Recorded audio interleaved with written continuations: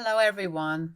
So I, 44, male, have a daughter, Trisha, 23, female, who's getting married to her boyfriend, Jerry, 26, male, in a couple of months. I had Trisha when I was in my early 20s, just 6 months into my marriage. My wife, unfortunately, passed away shortly after due to an epileptic seizure. As a single father, my only goal in life has been to ensure that Trisha has the best life possible. I threw myself into work after my wife's demise, like most people do. It was my sister who would take care of Trisha at home, and then I'd take over after work hours. I worked hard, got promoted, and all my money went into raising my daughter and giving her everything she wanted. So, needless to say, Trisha was spoiled, and I am completely responsible for that. I always assumed that I was doing it in her best interests and just gave her whatever she ever asked for because I could afford it. My sister advised me against it several times, but I didn't listen to her because my daughter was my weak spot. I couldn't say no to her. I'd been warned that it would go wrong, and it finally backfired about a week ago when Trisha told me that she wanted me to pay for her wedding.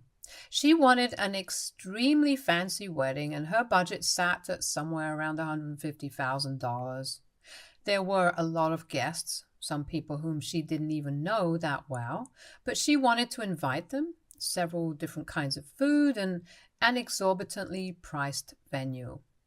Not just that, but she wanted me to pay for a custom-made designer wedding gown and all her jewelry as well as her bridesmaids. Now, I'm not a miser and I am a pretty well-off man, but $150,000 was a bit too much, even for me. I have my own business now, but spending that sort of money on a wedding would wreak havoc on my finances.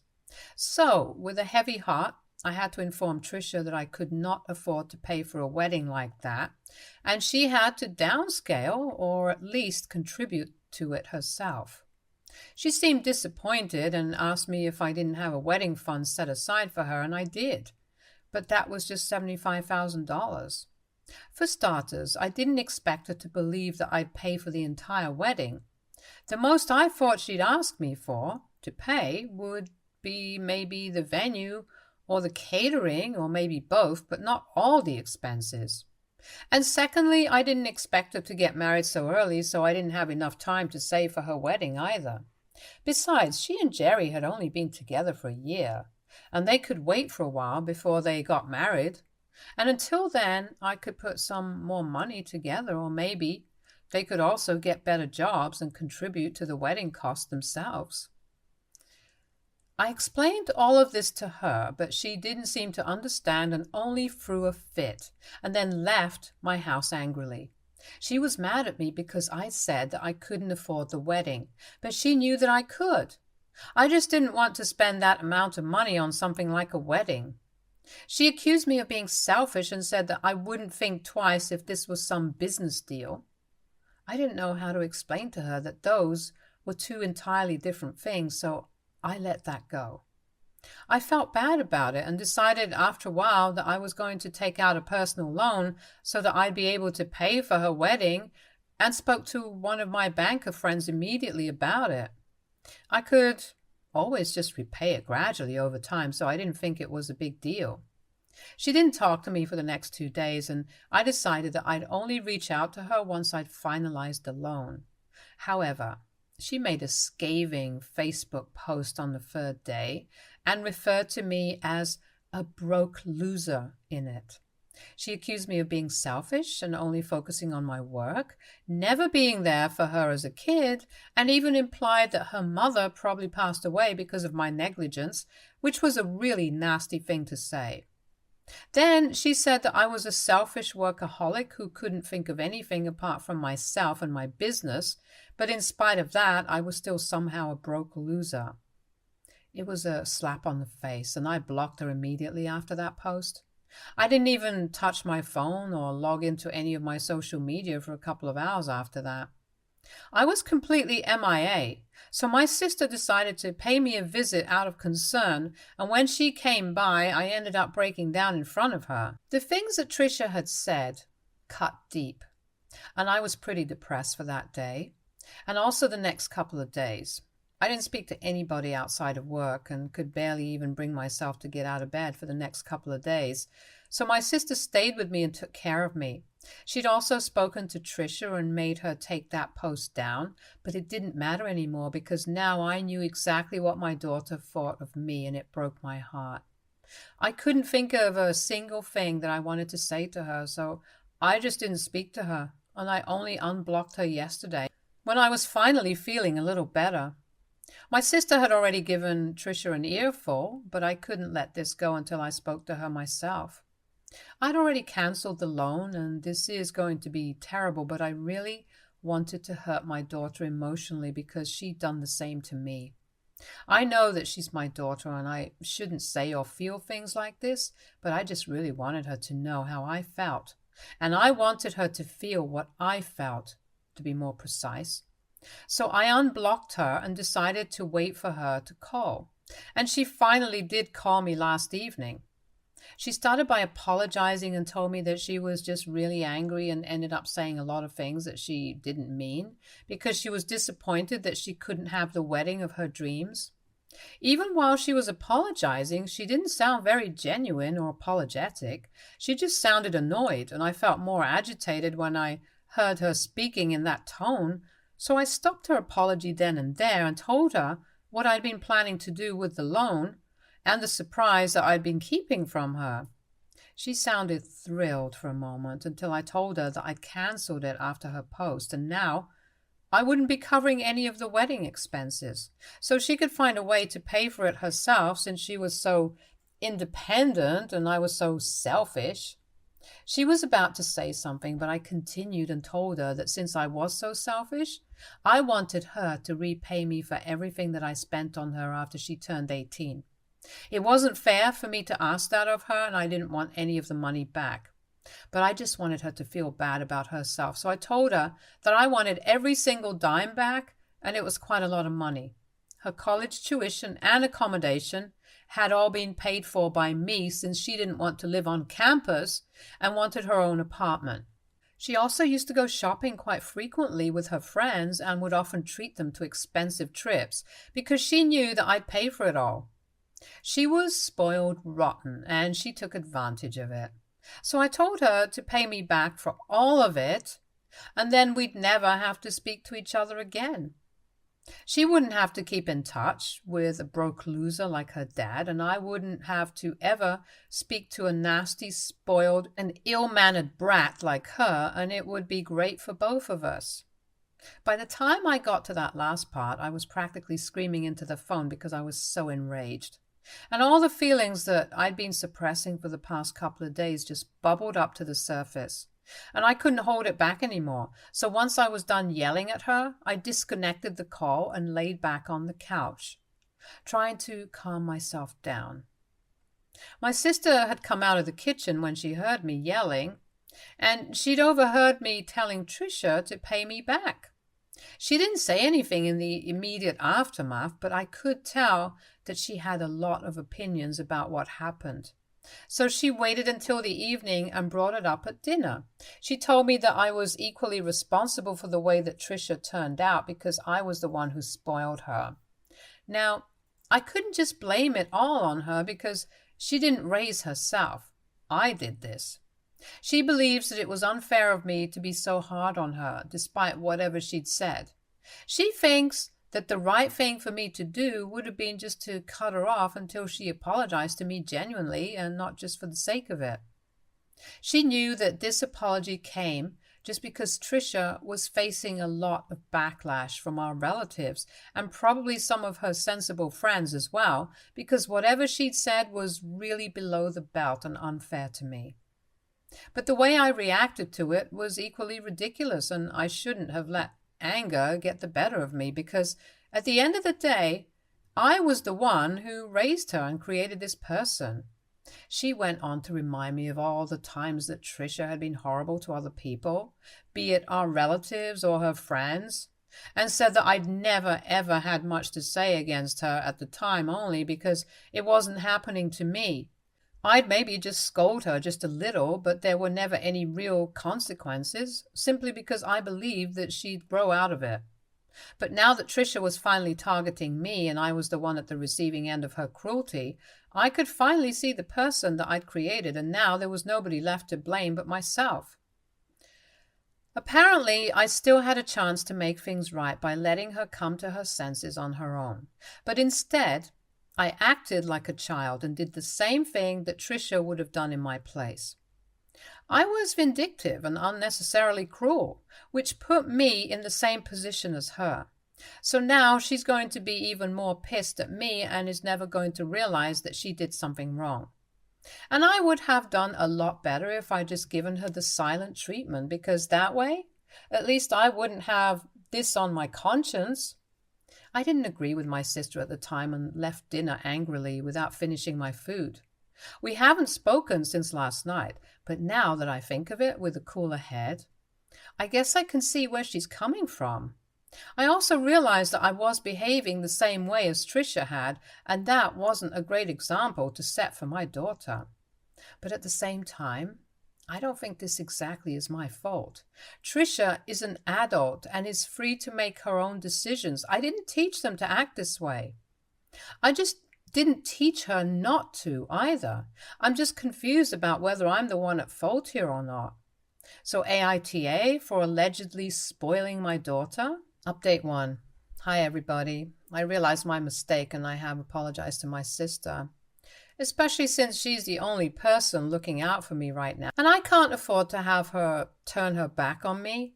Also because she's right, and I guess I just didn't want to admit it because then I'd have to acknowledge my own failure as a father. I guess I never really took it seriously when Trisha would act out and be horrible to other people because I didn't want to reprimand her. I was a little too soft on her, and now that's backfired on me because she's just a straight-up bad person. I haven't spoken to her since that phone call, and neither has she tried to reach out to me. I guess that's how it's going to be for a while now because what she said was incredibly disrespectful and hurtful. So I'm definitely not going to talk to her unless she apologizes to me, sincerely and honestly. I don't see us ever reconciling in the future. My sister believes that this should have been my approach right from the beginning as soon as she made that post, and I agree because that phone call didn't make me any better. If anything, it just made me realize that I'd failed as a father. I wanted to raise a daughter who wouldn't ever have to feel bad about not having a mother, and maybe that's why I went a little overboard in trying to spoil her and making sure that she had everything that she wanted. I was overcompensating, and in doing so, I guess I fell kind of behind in actually being a father and disciplining her when I needed to. I just couldn't ever bring myself to scold her or punish her, which are equally important aspects of being a parent. So in a way, maybe, wasn't that wrong either? I had been selfish, and because of my selfishness, now both Trisha and I were suffering. I feel bad about everything, but what's done is done now. I obviously don't want any money back from Trisha, and I don't think she's going to return it to me either. I don't regret saying it to her. I do think it was important for me to get it out of my system, but I guess I could have been gentler. I don't owe her any apologies, so I'm just going to continue not speaking to her. If she apologizes to me, then that's a different story, but that hasn't happened yet, so I don't know. Update 3. I just received a payment of $2,000 from Trisha. It's been about 4 days since my last update, and we haven't spoken to each other at all in these past couple of days, so I don't know what this is about. I told my sister about it, and she thinks that this probably has something to do with me telling her to repay everything that I've done for her in the past couple of years, ever since she became an adult, and I guess that's probably what this is about as well. But I just found it a little off-putting that she just decided to send me money without even saying anything first. So I sent that money right back. I don't want it, and I don't need it. What I wanted was an apology, but I'm not going to receive one, so I don't need her money either. She hasn't sent it back yet. I don't know what's going to happen now. Update 3. A few hours have passed since I posted here, and just a couple of minutes after I made that update, Trisha called me and informed me very coldly that she was just doing what I had asked her to. And she wanted me not to make things more difficult than they already were and just accept the money without making such a huge fuss about it. I told her that I didn't want her money and I was just trying to make her feel just as bad as she'd made me feel when I was talking to her on the phone the other day. She could keep her money. I really didn't want it. But she argued with me and told me that after the way I'd insulted her on the call, she didn't feel comfortable owing me money anymore. So I used that same logic and told her that after that Facebook post where she called me a selfish, broke loser, I also didn't feel comfortable taking back money from her because that would just reinforce what she already believed about me. We were in a deadlock, and after a few seconds of silence, she just sighed and told me that she didn't know what I wanted her to say anymore and that she was just exhausted from dealing with my weird behavior. I just repeated the same words back to her because that's exactly how I felt about this as well. And once again, we were silent for a couple more seconds, after which Trisha told me that she was ready to talk to me if I wanted to have a genuine discussion about our problems. But otherwise, if I just continued to act like this, then she couldn't see us ever sorting things out. So I told her that I didn't want a discussion. The only thing that I wanted was an apology, and if she was ready to apologize, then we could talk. Or else I had nothing to say to her. Then I disconnected the call, and that was it.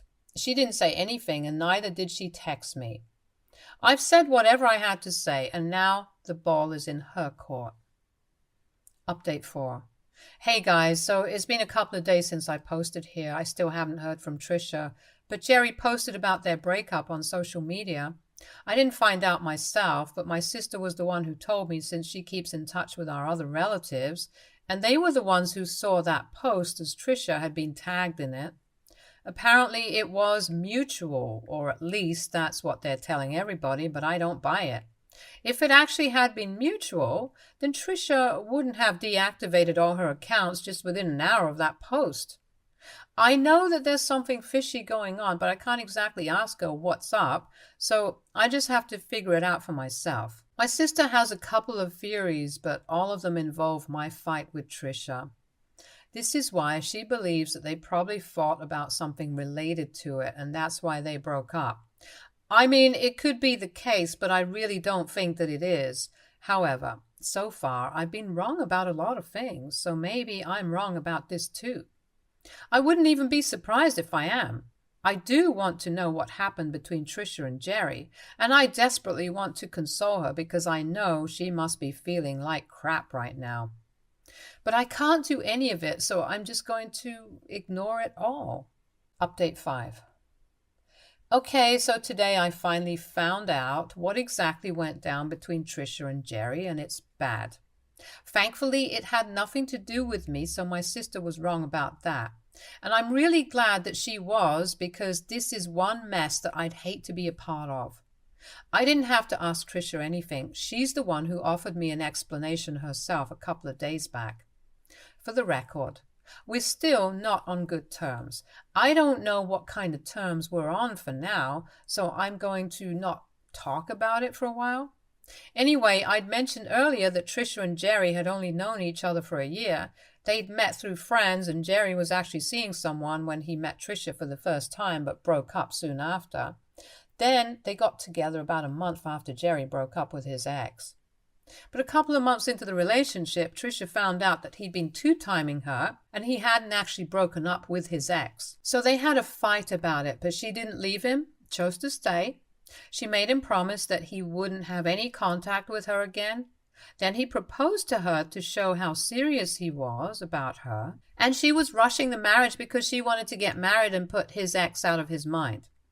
But recently she found out that he'd been using a secret phone to keep in touch with his ex, and this time she decided to end things with him. This happened just a couple of days ago, but Jerry begged her not to publicize the cheating because if she did so, his family would definitely cut him off. He was desperate, and so she promised him that she wouldn't talk about it publicly, which is why they put out a statement saying that they were parting ways mutually without revealing the real reason for their breakup. Trisha told me that she had low-key been suspecting that he was up to no good, and that is why she'd been so edgy ever since she got engaged. When I told her that I couldn't afford to pay for her wedding, she got really frustrated and ended up saying a lot of horrible things about me, but she promised me that she didn't mean any of it, and it was just the ugly side of her that had come out because of all the stress and frustration. She apologized to me towards the end of that text and told me that she was truly and genuinely sorry about all the things that she said. She added that she didn't expect me to forgive and forget immediately, but she hoped that we'd be able to reconcile in the future, and that she tried to be a better daughter and also just a better person in general. I haven't replied to that message yet because I don't know what to say. I obviously do feel bad for her, and I also feel bad for myself. My daughter was the most important person in my life, and I feel like I screwed it all up really badly. I definitely am going to reach out to her once I figure out what I'm going to say. I do want to clear the air with her. I want her to know that no matter what, I'll always have her back, and nothing can change that. Update 6. Hi, so it's been quite a while since I even opened Reddit, but I am finally back now and with great news. Trisha and I have managed to reconcile, and it's going well so far. She apologized to me for everything, and I forgave her because she was already so miserable. It would be wrong to add on to it. She told me that the thing with Jerry really got to her, and she started acting out, but that was no excuse because she was well aware of the fact that she wasn't the easiest person to deal with, even in the past, and I was partly responsible for it because I never scolded her or punished her or tried to shape her into a better human being.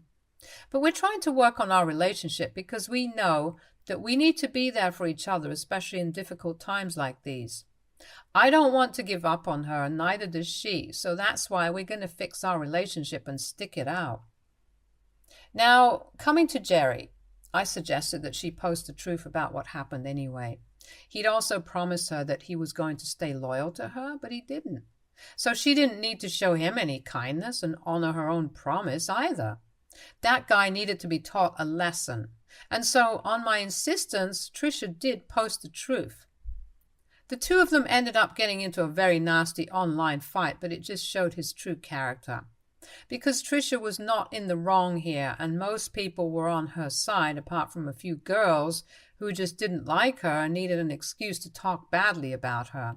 She told me that she was glad that I insisted that she speak up and tell everybody the truth because Jerry needed to be taken down, and I'm happy that she did it. So for now, we're working on rebuilding our relationship, and I won't say that it's all great right now. We're still in the initial stages, but hopefully we'll have a healthy father-daughter bond soon.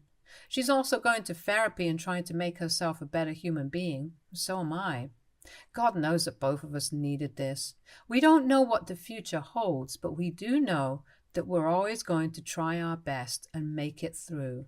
Stay tuned for more stories from Our Girl Relationships. All right, everyone's presentations are done. Nick, the manager, said as he tried to move the discussion forward. Excuse me, I haven't. I recently found out something. Nick interrupted me and began to speak. There's apparently someone in this department who didn't graduate high school and is just a part-timer. Meetings should be for employees only. Absolutely right. His lackey, Mike, of course, agreed with Nick.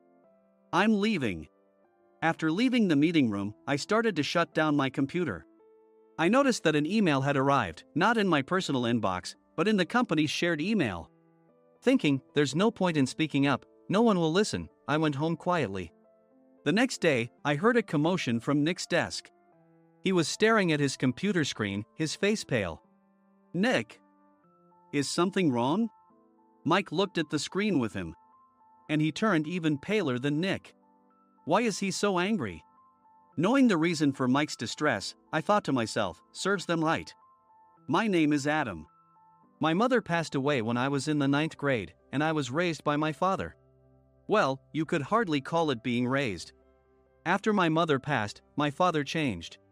He drowned his sorrows in alcohol, and though he still went to work, he squandered our living expenses on horse racing. Because of that, I had to start working part-time as soon as I entered high school. Every month, I went to the convenience store with bills in hand that couldn't be auto-deducted from my father's account. Even though I endured it because I didn't want to be alone, I reached my limit in my second year of high school and dropped out. I found a live-in job at a distant inn. Thank you for everything. The day I left home, my father, still staring at the TV, spoke. Take care. That was our last conversation. Back then, 18 wasn't the age of majority, so I needed my father's permission to work, and I couldn't hide my place of employment. Yet, my father never visited me even once. I kept working just to survive, and before I knew it, I was 42. Years of hard work paid off, and I was transferred to the headquarters. I was thrilled to be recognized by the company, as I thought I'd be working in the field until retirement due to my lack of formal education. Listen up. Our work can change the future of our employees. Don't drag us down. On my first day after the transfer, Nick, dressed in an expensive suit, spoke sternly. There was a reason for this. Our inn was located in a prominent tourist destination, known so well that everyone in the state could sing its commercial jingle. At its peak, we had 5 locations within the state. But that was long ago. Due to financial difficulties and aging facilities, only the place where I had worked for many years and the original establishment remained. I was prepared to lose my job anytime, but now there was a glimmer of hope. With the rise of social media, the tourist area where the inn was located started gaining attention again. Depending on how hard the sales department, where I was transferred, worked, we could either thrive or be forced to give up this prime location to the new hotel chains continuously popping up. For Nick, who had switched careers from another industry to strengthen our sales, this was a battle he couldn't afford to lose. I understood why he had to be strict. I will do my best. Nick sneered at my enthusiastic declaration. Did you not hear what I said?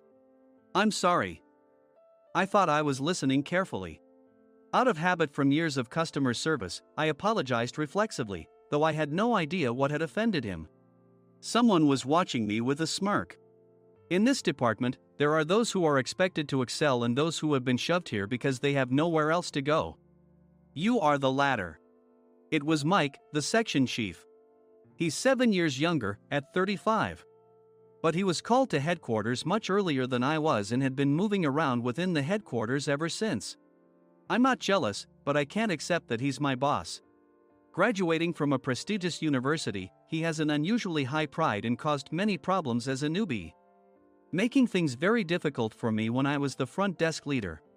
When I found out Mike was transferred to the sales department a month before me, I was disheartened. Mike is right. With just a middle school diploma, there's not much you can do. Don't even think about achieving results. As if I didn't exist, Nick remarked, I'm thirsty. Mike eagerly ran to the coffee maker. It seems Mike is Nick's lackey. I regretted being happy about my transfer to headquarters, wishing I had stayed on site forever. Send a direct mail to every company on this list by the end of the day. Nick only assigned me tasks that even a new graduate could handle. What? There are over 1,000 companies. You want me to send to all of them by today? Yes, if you and your fellow misfits split the work, even those with nowhere else to go should finish by today. I glanced at the employees typing away expressionlessly. They were worn out from customer service, only thinking about leaving on time, or were women reassigned after having children, with zero motivation for work. Even Sam, a new graduate from the same university as Mike, who was supposed to be among the expected achievers, had no enthusiasm for the job, having joined the company wanting to do customer service. I don't care what they say, I plan to quit anytime, he said. Only Nick and Mike were highly motivated, making all the decisions between the two of them. I originally only wanted to work at the inn to survive and had no particular attachment to this job. I swallowed my words, thinking I had no right to reprimand them. About a month after the transfer, Nick told us with a frustrated look. To commemorate the 50th anniversary, we've decided to create a plan exclusive for one group per day. Originally, Mike and I were supposed to come up with it, but our president, Mr. Thompson, insists on hearing everyone's opinions. So, you all get a chance. As Nick explained, Mike began handing out prints. Make sure not to embarrass Nick. If your ideas are half-baked, you'll have to redo them. It seemed that they had printed his handwritten notes by Mr. Thompson, which included several questions and a section for free responses. It made sense why Nick had to seek our input, given that all responses had to be submitted to Mr. Thompson. We were given a week to think about it, and a meeting was scheduled to compile our ideas. My plan is to let guests enjoy both the old and modern America. Nick began the presentations. Guests would watch a master confectioner at a nearby traditional sweet shop make sweets in front of them. The welcome drink would be premium tea in a bottle. Nick's plan was certainly attractive. After his presentation, Nick called on us to present in the order we were seated. Just as I stood up for my turn. "All right, everyone's presentations are done." "Excuse me, I haven't. I recently found out something." Nick interrupted me. "There's someone in this department who didn't graduate high school and is just a part-timer." He was likely talking about me. I joined the company as a part-timer and was made a full-time employee when I turned 20. That was 20 years ago, so Nick and Mike probably had no chance to know until recently. Meetings should be for employees only. Absolutely right. After that, Nick kept creating opportunities to solicit everyone's opinions, purposefully excluding me from speaking. The meeting unexpectedly heated up and went past the scheduled end time. A few people asked to leave, and the discussion continued with the remaining few. "Still here?" Normally, you'd leave in that situation. Though I had no attachment to the job initially, hearing kind words from customers made me want to make them happier. For someone like me, with nowhere to go, the inn was my home and customer service was my life. I felt pathetic about my current self. "I'm leaving." I left the conference room and started shutting down my computer. I noticed an email had arrived, not in my personal inbox, but in the company's shared email. Thinking no one would listen to what I had to say anyway, I quietly went home. The next day, while preparing the DM as instructed, I heard a commotion from Nick's desk. In his haste to stand up, he hit his knee on the desk. He stared at his computer screen, his face pale. "Nick! What's wrong?" Mike, thinking he should be the first to rush over, approached Nick while still wearing his coat. He peered at the screen with Nick. And he turned even paler than Nick. Why is he so angry? Who is responsible for this company? Nick, more irritated than ever, asked, and Mike answered without checking. Probably Sam. Sam wasn't there because he was attending a morning training session for new hires. Nick gave up on getting angry and returned his gaze to the screen. They were looking at an email that arrived right after the end of the working day yesterday. Apparently, no one, including me, had checked it before leaving. The email was from a large company that used us for their annual employee trips. The president and executives of that company also frequently used our services personally. President of the company, Mr. Mason himself had declared that neither he nor his company would ever use our services again. Well, some companies cancel their employee trips or stop using our services due to financial struggles. Let's just move on. Mike kept wiping the sweat from his forehead with a handkerchief. Knowing why Mike was so agitated, I quietly watched their interaction. "Do you know how much revenue we get from that company?" "We can find other guests to fill the rooms, but we'll lose the banquet costs. Gift shop revenue, rental car fees, and more. Moreover, the gifts were supposed to be prepared by the traditional confectionery shop involved in Nick's proposed plan. If it's known that we incurred such a huge loss at this critical time, Nick's position in the company would be jeopardized." Nick took a deep breath, seemingly trying to calm himself. "All right, Mike. Go to New York right now and apologize to Mr. Mason." "What? You're coming with me, right? I have urgent work to do." "I trust you, which is why I'm entrusting this to you." "Please." Mike, believing Nick's sincerity, agreed with a determined look on his face, saying, "Yes. That's Nick for you." Even if Mike went to apologize, Nick would shift all the blame onto him if the client didn't change their mind. Well, it was Mike's fault to begin with, so it served him right. About 3 hours later, Sam answered a call from somewhere and repeatedly apologized, saying, "I'm very sorry." Everyone watched to see what was happening. After ending the call, he informed Nick with a weary tone. When Mike arrived at the client's company, he only made things worse, further infuriating Mr. Mason. He was demanding, "Get his boss here immediately." It was no wonder Sam was exhausted, dealing with such a call right after returning from training. What is that idiot doing? Alright, Adam, you're coming with me. If sacrificing Mike didn't work, then I must be next. Normally, I'd want to refuse at all costs, but I saw an opportunity in this situation. If I can be of assistance, I'd be happy to join you. I obediently followed Nick, and we flew to New York. When we introduced ourselves at the reception, it became clear how serious the situation was, as the receptionist personally escorted us to the president's office. Angry voices leaked through the door, making both Nick and me uneasy. Excuse me. I'm Nick, the supervisor. I understand my subordinate has caused you trouble, and I deeply apologize. Nick, with his experience in the corporate world, knew enough to offer an apology before excuses. However, his customer service skills left much to be desired. I sighed as I saw Mike trembling like a small dog in the corner of the room. What kind of training are you giving your subordinates? Mr. Mason glared at Nick with a red face. The intensity of his gaze made even Nick take a step back. Regrettably, I joined this company only 2 years ago and was unaware of Mike's issues. I should have identified his shortcomings sooner. Indeed.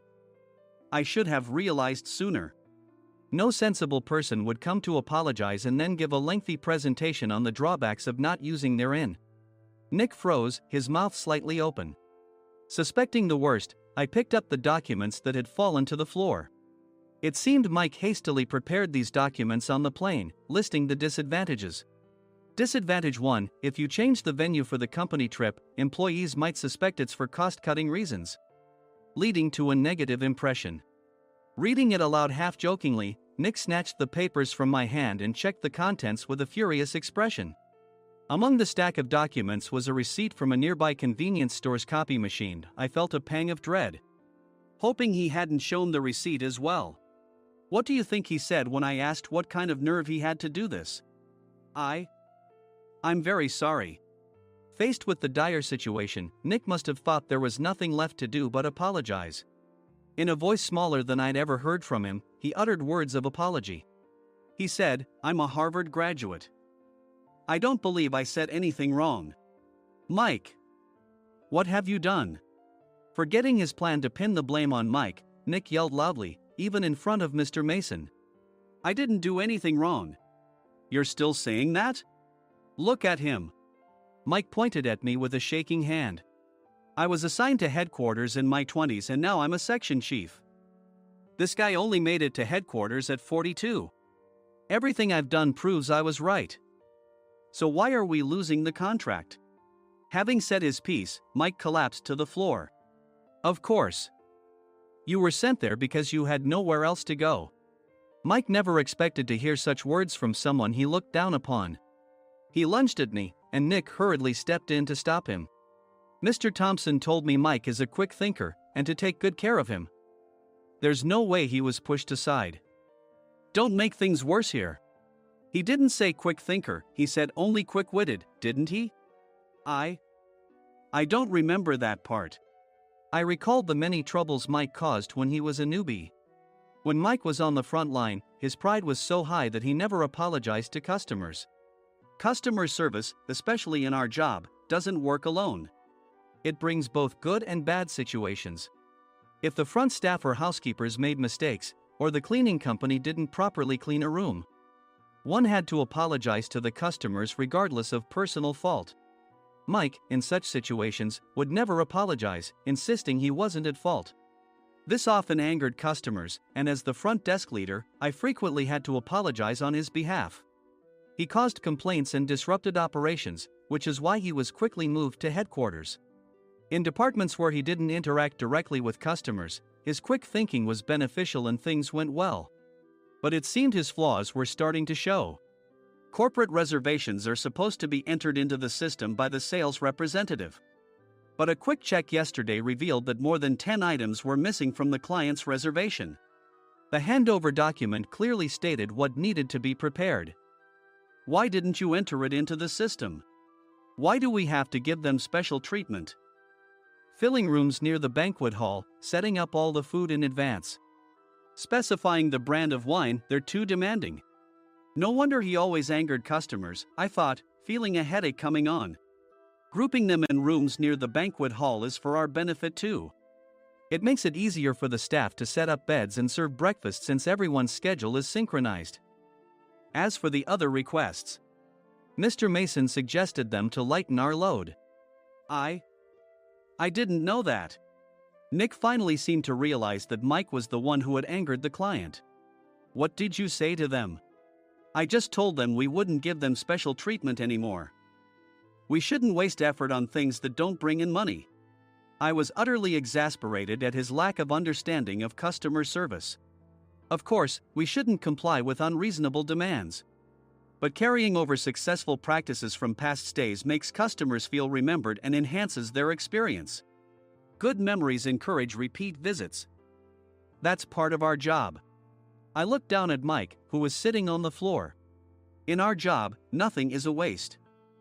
Mr. Thompson likely moved you to the sales department, hoping you'd finally understand this. How do you think he feels now that you've failed to meet his expectations? Mike, tears in his eyes, fled the president's office. I was amazed he still hadn't apologized. You have it tough, Adam. It's okay, we're all employees of the same company. I deeply apologize for this disrespectful incident. Especially after all the care you've shown us. If it weren't for you, Adam, I really would have stopped staying here. When I heard you were moving to the sales department, I was willing to reconsider if you handled it. Seeing us talk so amicably, Nick's face contorted. Do you two know each other? Adam's service is excellent. I always requested him specifically. Normally, we don't accept specific staff requests, but we made an exception for Mr. Mason, adjusting my shifts accordingly. He had personally stayed at our hotel just before my transfer, and during casual conversation, I mentioned, I'm moving to the sales department soon. If I hadn't told him then, things could have been much worse. Please continue to take care of us. I look forward to it. On the return flight, Nick awkwardly offered me a can of beer. It's still working hours. Of course, I had no intention of forgiving him for a single beer. Nick might try to pin everything on Mike and avoid any consequences. While pondering this, a startling fact came to light. Nick, the tea bottles for the plan have arrived. I handed Nick a bottle labeled with our inn's name. They look good. What are you talking about? These are plastic bottles. I had assumed we would use the trendy, high-end bottling tea. But what arrived were ordinary plastic bottles of tea with customized labels. The only unique aspect was the label, which had the inn's name, making it look customized. Upon further investigation, I discovered that a substantial amount of money was set to be paid to the tea company. It was priced like bottling tea. Does this plastic bottle really cost $100 each? The tea inside is specially blended for us. The extra cost is for that. Wouldn't it be better to use another tea company? Or is there a specific reason we must use this one? As Nick continued to make excuses, I showed him a printed email. I informed the tea company's president, Mr. Mitchell, that we discovered irregular payments and he confessed. He said you two were high school classmates and planned to split the extra money. That idiot. Why did he confess? That's not important. You should worry about yourself, this could turn into a police matter. Opening the bottle cap, I suggested. How about calming down with this tea? It supposedly has a relaxing effect. Nick drank the tea frantically. In the following days, decisions were made about their fates. Mike was reassigned to the General Affairs Department, with no chance of transfer or promotion, as per Mr. Thompson's orders. As for Nick, since the payment to the tea company hadn't yet been made, he narrowly avoided legal trouble. Instead, he was encouraged to leave the company, and to avoid further complications, Nick submitted his resignation. Rumor has it that connections between HR departments have made it difficult for him to find new employment. Even though it was good to have those two gone, something unexpected happened in the sales department. Everyone became motivated and united in refining the 50th anniversary plan. In the end, my plan was adopted. We collaborated with the Tourist Information Center to provide personalized guides. The plan, tailored to the number of guests, was truly special for the 50th anniversary. Hey, is Adam's family coming to stay? I immediately booked that special plan for my family. Sam noticed it on the reservation list and quickly picked up on it. Yes, I'm inviting my father. That's great. I might invite my parents too. I lacked the courage to face my father just as Adam. But here, with the confidence Mr. Mason praised, I felt ready. The 50th anniversary plan was a perfect opportunity to reconnect with my father. I hoped to bring back the days when we could laugh together as we once did.